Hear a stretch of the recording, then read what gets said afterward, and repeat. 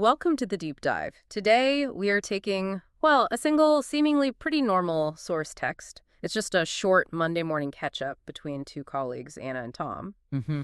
But we're going to treat it as kind of a foundational document for advanced professional English. Yeah, it's surprisingly rich, isn't it? It really is. So if you're looking for those linguistic shortcuts, the things that make your communication sound not just correct, but genuinely natural, really competent when you're discussing workload and pressure, then this deep dive is definitely your manual. It's a remarkable bit of dialogue, actually, because it shows just how efficient modern office speak can be. I mean, in just a few lines, Anna and Tom, they managed to articulate there's a whole strategic workload for the day. Right. They convey these extreme levels of pressure, and they even successfully negotiate, a pretty complex request for help. That negotiation part is key. It is. So our mission today is really to move beyond just the dictionary definitions and extract the utility of these phrases. We want to show you how these linguistic tools manage both workflow and relationships, especially when things get stressful. Exactly. We're not just learning new vocabulary words here. We're really studying communication strategy. I mean, Anna and Tom, they successfully navigate this potentially tense professional moment without creating conflict. Which is the real skill. That is the real skill we're unpacking. Yeah. So we'll be looking at the core verbs they use, the idioms of overload, and those sort of social contracts that are necessary to, well, survive a high-pressure corporate environment. Yeah, you've got language of strategy, language of crisis, and language of collaboration all sort of woven together. All in one short conversation. It's a perfect example, really, of how specific, well-chosen English phrases can just eliminate the need for these long, drawn-out explanations. It lets professionals jump straight into, solving the problem. It's efficiency in dialogue. Okay, so let's get into it. Let's start with the atmosphere itself. The dreaded Monday morning. The opening exchange, it just immediately sets the stage for that feeling of information overload, doesn't it? It really does. Anna opens by saying she's facing a ton of emails to catch up on. Right, a ton. Now, that isn't just her stating a fact, like I have emails. It's a strategic communication. How so? What's the strategy there? Well, this phrase, it instantly establishes a specific atmosphere, right? Information accumulation, urgency. She's not just reporting that she has a busy inbox. Okay. She's communicating her mental state and, crucially, her time deficit. The first challenge of her day isn't creating new work. It's a recovery from the weekend or whatever came before. Recovery. That's a good way to put it. And Tom immediately picks up on this, doesn't he? He confirms this recognition of her state when he responds, "You look like you've been up to your ears in work already." Bingo. And that brings us straight to our first really powerful idiom, up to your ears. Yeah, explain that one. It's very visual. It's a fantastic visual language. Yeah. I mean, think about the physical metaphor. If the water, or in this case the workload, is literally up to your ears, You're drowning. you're practically drowning. You're struggling to hear, struggling to process anything new. You literally cannot take any more sensory input without going under. Mm-hmm. It confirms that the level of information or the task overload, it's at a critical, almost unmanageable point. It's just so much more impactful than saying, oh, you look busy. Yeah, busy is so generic. If you just say, I have too much work, it falls flat. But if you say, I'm up to my ears in reports, that image of the drowning person struggling for air, it lands instantly. Right. It conveys this deep, kind of non-negotiable mental commitment. It almost demands immediate sympathy or at least an understanding that she can't easily just take on new tasks right now. And that directly leads us into identifying their priorities, doesn't it? Yeah. Because understanding their goals gives context to all the urgent language that follows. Right. Okay, so let's quickly list the stakes here, what they're actually trying to achieve. Anna's main goal, her primary one, is finishing a client presentation. Which is due soon? Yeah, due by 3 p.m. today. That's a very tight operational deadline. And after that, she mentions needing to follow up on a few customer calls.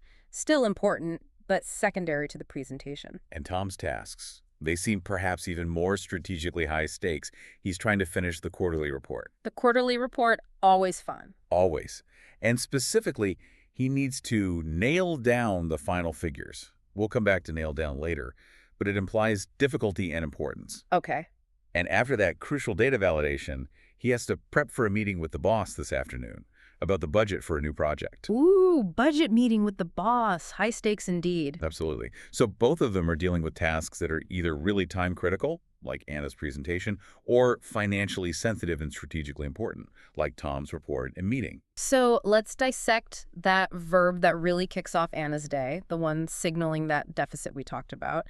Catch up on. She has a ton of emails to catch up on. Yeah, this verb phrase, it's absolutely central to professional time management language.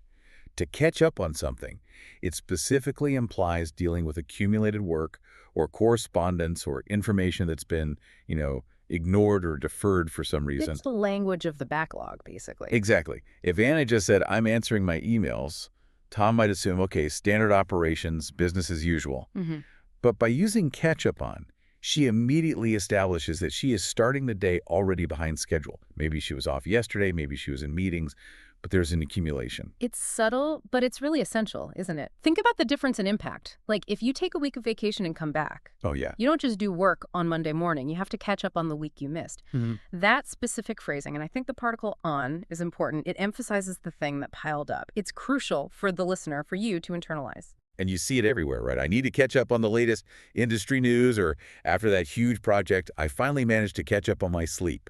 Catching up on sleep, definitely a relatable one. Always about addressing a deficit, yeah. And this deficit, as you said, it's kind of a key driver for the more proactive language we see coming up next, as Anna tries to sort of fight her way out of just reacting to the backlog. Exactly. It's interesting because Anna immediately tries to pivot, doesn't Yeah. she? She moves from that reactive mode of catching up towards a more strategic, forward-looking stance. How does she do that? Well, she mentions that despite the emails, she is starting actively to get ahead of the curve. Get ahead of the curve. That's a great phrase. Sounds very ambitious. It is. This phrase is absolute gold for anyone wanting to communicate a strategic mindset. It originates in competitive contexts, business, sports, even racing. Okay. And it means being more advanced or better prepared than others, than the competition, or just prepared for what's coming down the line. But using this, Anna isn't just saying she's working hard. Right. It's more than just effort. It's more. She's saying she's working intelligently. She's trying to create a buffer against future problems or delays. I really like how it signals that ambition. When you're trying to get ahead of the curve, you're essentially future-proofing your workflow, aren't you? Mhm. You're anticipating issues like maybe, I don't know, printer problems later in the day, and you're building in contingency time. It signals to your manager, to your colleagues, that you're a planner, not just someone putting out fires all day. And this proactive approach, it contrasts so sharply with that reactive language of catching up we just discussed. If a professional uses this phrase, get ahead of the curve, fairly regularly, it suggests they're goal-oriented. They're strategically managing their workload rather than just, waiting for the next crisis to hit. So for you, the listener, learning these kinds of strategic idioms means you are actually getting ahead of the curve in your own professional development, in your English skills. Exactly. It's signaling competence just through your vocabulary choice. Okay, now let's turn to Tom for a second. His strategic focus seems to be purely on accuracy and resolution, getting things finished. He was trying to nail down the final figures for that quarterly report. Right. Nail down. This is one of the most effective, I think, action verbs in the professional toolkit. Why nail down? What does it really convey? It means to finally decide or confirm or secure something, often after a period of uncertainty or negotiation, or maybe just difficulty in getting the data right. The image is strong. The physical imagery is vital here, yeah. Yeah. You're using a hammer and a nail to fix something permanently, immutably. You're making it stick. So it's not just like a casual final check then. Definitely not. Ah. If Tom was just calculating the figures, well, that's calculation, fine. But when he says he must nail down the figures, he's emphasizing a few things. The difficulty of the task, the absolute need for precision, and that crucial step of turning maybe tentative or fluctuating data into final, confirmed numbers that the entire report, and probably his boss's budget meeting, hinges upon. It communicates that the step is the linchpin, the critical piece. Exactly. The real utility of this verb lies in communicating finality, closure. If you're finalizing a contract, you don't just decide the terms, you nail down the agreement. Makes sense. If you're scheduling a really critical event, you work hard to nail down the date. This verb tells everyone listening that the matter is settled, it's fixed, it's done, and now it's ready to support whatever comes next, like Tom's budget meeting later that day. That really does make the task sound incredibly important and probably quite difficult. It raises an interesting question for me, though. Okay. If Tom is so focused on this data precision, literally nailing down figures, why does he seem even remotely receptive to being interrupted by Anna? If this task is so critical, wouldn't you expect him to just immediately shut down her request for help? Ah, that's a great point. That's where the relational aspect really comes into play. He's professional, absolutely focused on his task. But he's also a colleague, right? He's operating within a collaborative social contract in that office. So relationships matter as much as the task sometimes. Often, yes. While his task is definitely high stakes, his decision to even pause, to just hear Anna out, it shows that in the modern office, maintaining collaboration and goodwill, it often overrides immediate, blinkered task isolation. Hmm. He needs Anna to be successful at her job too, doesn't he? Especially with that 3 p.m. client presentation looming. It's a calculated risk, really, in his time management. He's weighing the cost of a few minutes against the benefit of maintaining a good working relationship. That calculated risk, that weighing of priorities, it brings us immediately to the language they use for extreme pressure. When they discuss their workload, Anna and Tom, they pivot seamlessly to these really powerful visual metaphors. They avoid just repeating, "I'm very busy," over and over. Yeah, they definitely do. The imagery they employ, it's designed to communicate not just busyness, but like imminent crisis almost. Right. We already established Anna felt up to her ears in work, that sort of internal sensory pressure. Tom, meanwhile, describes himself as mostly swamped with the quarterly report. Okay, swamped. Let's maybe spend a moment contrasting these two, swamped and up to your ears, because people often use them interchangeably, but do they offer slightly different shades of meaning? I think they do, subtly. When you're swamped, the imagery suggests being inundated, maybe overwhelmed by an external force, like a boat being overwhelmed by a huge wave, or maybe literally sinking in a swamp. So the workload came at you. You didn't necessarily seek it out or cause it. That's a really crucial distinction, I think. Yeah. Swamped often implies quantity and volume, just too many tasks, too many emails, arriving too quickly. It feels like an external volume overload. The paperwork is washed over your desk. The emails are crashing in like waves. Okay, so swamped is about volume from the outside. What about up to your ears again? Up to your ears, conversely, I think often focuses more on the qualitative experience of that pressure, that feeling of your sensory capacity, your ability to process, just being exceeded, like you can't take any more in. Both communicate crisis, absolutely. Yeah. But swamped tends to focus on the external wave hitting you, while up to your ears maybe focuses more on the internal struggle to cope with it all. That's a useful distinction. So if a project manager says, "I was swamped with change requests this week," that clearly communicates the sheer volume of unexpected work piling up. Exactly. But if they say, "I was up to my ears in technical documentation," it communicates maybe more the difficulty and the cognitive load required to actually process all that complex information. Precisely. So for you, the listener, choosing the right idiom in the right situation instantly makes your professional distress, let's call it,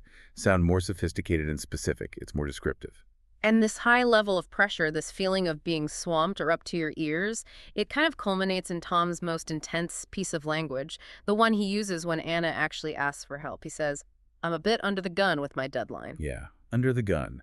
This phrase is different again, isn't it? Yeah. And perhaps, as you say, the darkest or most intense of the three idioms we discussed. It sounds quite serious. What's the core meaning? It means being under extreme pressure or having very, very little time left to complete something critical. The image is pretty clearly derived from some kind of coercive or maybe military situation, suggesting a literal threat if you fail. Like someone is actually holding a gun to you, forcing you to work faster. Exactly. The real utility of saying you are under the gun is that it externalizes the urgency. It's not your fault. You're telling your colleague, Anna in this case, that the pressure isn't self-imposed. It's not because of poor time management on your part. Okay. It's an undeniable, unyielding external force, the deadline itself, which is forcing your speed. It provides an immediate, almost non-negotiable justification for being unable, or at least very reluctant, to dedicate time to anything else right now. That makes sense. If Tom had simply said, "Oh, I have to finish the report quickly," it just doesn't carry the same weight, does it? Not at all. But "I'm under the gun" immediately implies that failure isn't really an option, and maybe the consequences are severe, like it could impact that budget meeting with the boss later. You often hear whole teams say they are under the gun to deliver results or finish a project. Now, here's the interesting challenge for our listener, for you, when thinking about using these phrases. Okay. If everyone in the office is constantly saying they are swamped and under the gun, maybe even for minor things, Hmm. doesn't that language start losing its impact? Yeah, like inflation for pressure words. Exactly. We have to use these terms carefully, I think.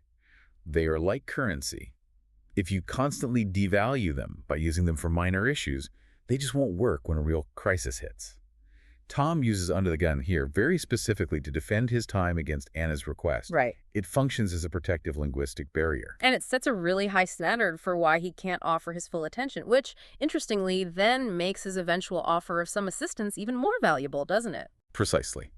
It kind of raises the perceived price of the favor he's about to do, which leads us perfectly into the negotiation segment of their chat. Right. So, given that Tom just signaled he's not only swamped, but actually under the gun, Anna's request for help had to be phrased just perfectly to even stand a chance of being accepted, didn't it? Absolutely. And she uses the perfect tool, really, to soften the request and make it seem manageable, not like a huge imposition. Mm-hmm. She asks, "Give me a hand."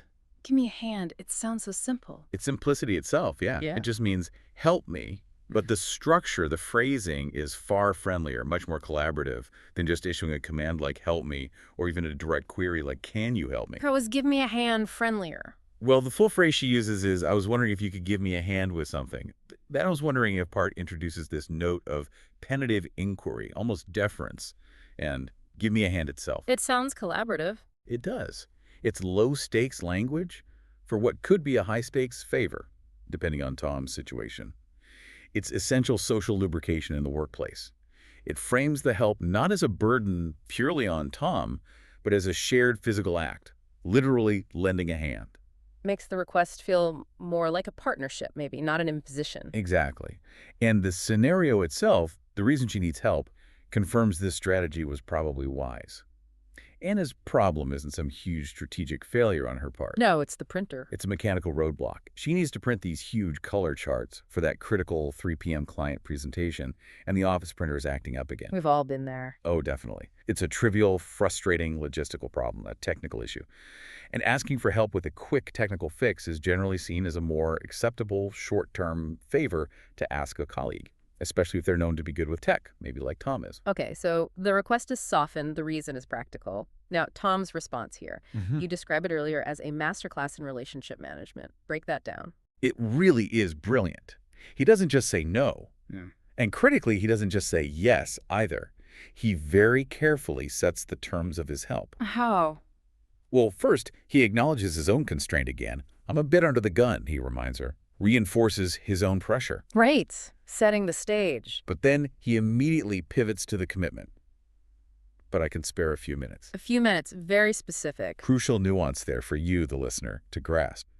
By restating his own pressure first, Tom is communicating two key things simultaneously. One, the value of this favor is high because he is sacrificing genuinely critical time to help her. Okay, makes sense. And two, because of that pressure, his help will be conditional and brief, just a few minutes.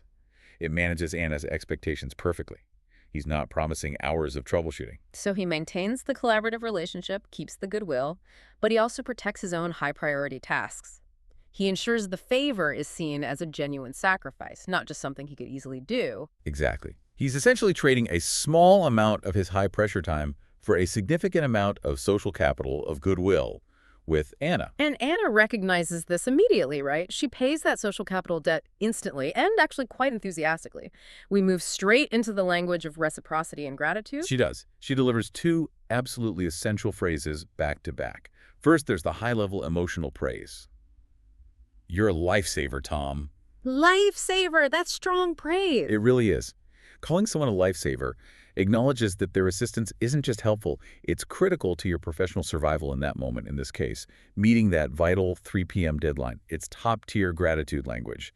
It signals that the favor prevented a major failure or disaster. Okay, so big emotional thank you. What's the second part? The second part is the tangible, professional IOU. I owe you a coffee. Ah, the classic I owe you a coffee. Does that really mean anything? Oh, I think it's perhaps the most fascinating part of the whole exchange. I owe you a coffee is almost never just about the caffeine. It's about establishing this small, concrete currency of professional debt. It confirms the social contract. A favor was rendered, a sacrifice was made, and a small, tangible repayment is now promised. It closes the loop, kind of. It closes the loop. This gesture prevents the relationship from feeling purely transactional or potentially strained later on. It shows Tom that his sacrifice was genuinely recognized and will be reciprocated, even if the actual repayment is just, a 10-minute break together with a hot drink sometime next week. Compare that to if she had just said, thanks. Yeah, just thanks. That's pretty low praise, low recognition, especially given he's under the gun. But you're a lifesaver, I owe you a coffee. That's a robust, effective relational exchange. So it reinforces the office goodwill, makes Tom maybe more likely to help again in the future, and just reinforces that feeling of being valued collaborators, part of a team. Precisely. And Tom accepts this social contract with the perfect economy of language. Just one word. Deal. Deal. Short and sweet. It's brief, it's confident, it concludes the negotiation smoothly, and it allows them both to immediately pivot back to their respective workloads. This entire, really quick exchange, all revolving around a simple, broken printer. It just demonstrates the power of this kind of language in maintaining professional relationships, even when everyone's under stress. Okay, so the favor has been successfully negotiated. Now, we need to look at the 5 specific action verbs and shortcuts they use right at the end there to move the process forward and just describe their daily actions. These are the kinds of tools that transition your English from sounding like textbook formal language to, real-world, efficient, professional dialogue. Absolutely. These are the nuts and bolts of getting things done and talking about it quickly. Let's start with movement. Tom, having agreed to help, needs to communicate that his assistance will be quick and non-intrusive. He uses a perfect little shortcut. Let me pop over after I send this email. Pop over. I like that one. It sounds very light and quick. It is. That's a distinctly informal and really effective way to describe short-distance movement, usually within the same building or office floor. It means to go to a place quickly, just for a short time. It implies low effort and high speed, right? Which is exactly what a colleague who just said he's under the gun needs to communicate. He's not committing to a long walk down the corridor or a lengthy, time-consuming visit. No, he's promising just a quick appearance. I'll pop over. Very efficient. Okay, and the action he's actually committed to performing when he gets there? He says he can sort it out. He offers, it should only take a minute to sort it out, regarding that temperamental printer. Yeah, sort it out. This phrase signals the action of successful resolution. It's a fantastic phrase to communicate competence and confidence, I think. How so? Well, it means to successfully deal with a problem or a situation, usually one that's a bit complicated or messy or confusing. Tom doesn't just say, I'll try to fix the jammed paper, or I'll look at the printer. He says, I can sort it out. It implies certainty, like, don't worry, I've got this. Exactly, certainty of resolution. If you have, say, a really complicated filing system that's gotten out of hand, you might ask someone to sort it out for you. It's an assurance of success, of bringing order to chaos. Okay, got it. Now, moving back to Anna's schedule for a moment. Her second task, after that crucial presentation, was to follow up. She mentioned she needs to follow up on a few customer calls. Right, follow-up. This is absolutely indispensable in any kind of client-facing role, or really any role involving multi-step processes. What does it mean exactly to follow up? It means to take further action that's connected with something that happened previously. Often, it's about ensuring that a previous interaction, a call, an email, a meeting, reaches its necessary conclusion or moves effectively to the next stage. So the utility here is really about process management. It's the language of diligence, of making sure things don't fall through the cracks. Precisely. Imagine a mini scenario. Maybe you sent an important email asking for clarification on a contract term yesterday. Today, you realize you haven't heard back. So you need to follow up on that email to ensure you receive the response you need, perhaps before a deadline. It's about proactive engagement, closing those loops. If you just waited passively, you might miss the deadline or the opportunity. But actively following up ensures process adherence and keeps things moving. Spot on. Now, what about Tom's preparation for his highly important meeting with the boss? It gets abbreviated, doesn't it? To prep for. He says he needs to prep for a meeting. Right, prep for, not prepare for. Why the shortening? Is it just laziness? No, I wouldn't call it laziness. This is a textbook example of professional shorthand, but also, importantly, sociolinguistic signaling. Sociolinguistic signaling. Explain that. Well, in rapid-fire office talk, we often don't use the full, formal prepare for. We tend to say prep for. Dropping syllables like this isn't just about saving milliseconds. It's often an unconscious signal of in-group familiarity and speed. So it says, I belong here. Kind of, yeah. It subtly tells the listener, I am part of the professional in crowd where efficiency dictates our language. Using prep signals a certain level of belonging and competence in that fast-paced environment in a way that the longer, more formal prepare simply doesn't always achieve in that specific context. That's interesting. It's efficiency combined with social belonging. And we see the same kind of shortening across the board in office contexts, don't we? Like, we might grab a sando instead of a full sandwich at lunch, or we work on a doc instead of a document. Exactly. It's rapid communication built for a high-tempo work environment. Okay, one last phrase. As they conclude their intense yet somehow casual exchange, and Tom promises to pop over but then has to get back to his high-stakes report, he uses a classic informal idiom to wrap up the moment, he says. Back to the grind for now. Ah, yes. Back to the grind. This is a beautifully reflective phrase, I think. The grind refers to hard, often boring or repetitive work, usually something demanding high effort and persistence. So it's not usually used for exciting creative work. Generally not, no. It carries a connotation of necessary toil. Mm. And using it here serves as a shared acknowledgement between them that while they paused for that necessary moment of collaboration, the printer fix, Right. the overall mood of Monday morning, which is often heavy, demanding, and unrelenting, is now immediately resuming for both of them. It explicitly connects back to all that pressure established earlier by phrases like swamped and under the gun, doesn't it? It really does.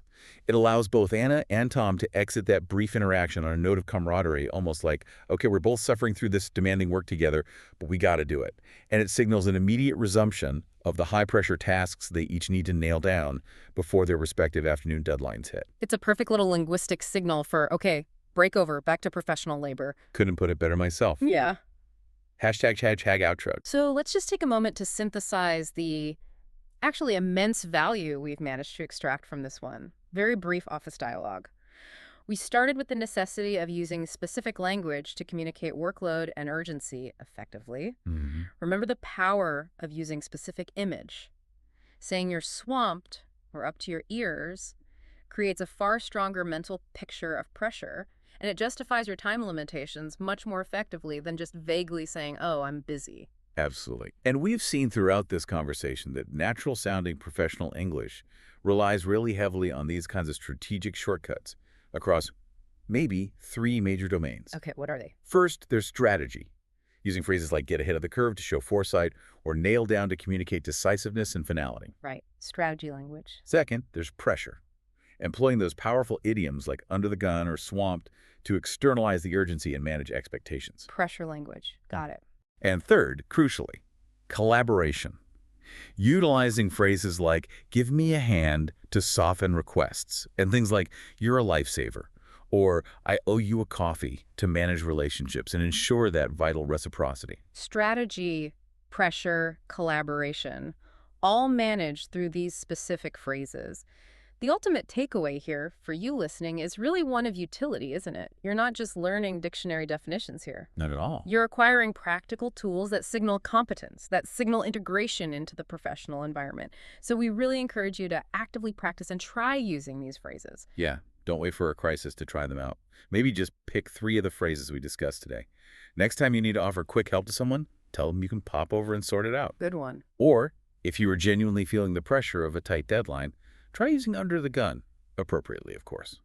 You might find you instantly sound more integrated, more strategically competent in those professional settings. It's about sounding like you belong and you understand the nuances of workplace communication. Exactly. And here's the final provocative thought we wanted to leave you with to mull over. Okay, let's hear it. The entire conversation we analyzed today, which was filled with some pretty high-intensity language, remember? Swamped, under the gun, lifesaver it all hinged on, a broken printer, Yeah, fundamentally it was about a printer jam. a relatively small logistical equipment issue. So if this is the kind of language that's considered necessary or normal to navigate even minor office trauma, like a printer problem, Yeah. what does that imply about the sheer intensity, the vocabulary, the level of language needed when the stakes are truly genuinely high? Like, for instance, during Tom's actual budget meeting with the boss later that day, where he has to present and defend the figures he just managed to nail down. Precisely. What kind of language gets used then? That is definitely something to think about next time you hear a colleague say they are up to their ears in work over something seemingly small. What's really being communicated? Food for thought. Indeed. Until next time, keep diving deep into your sources and keep practicing that natural communication.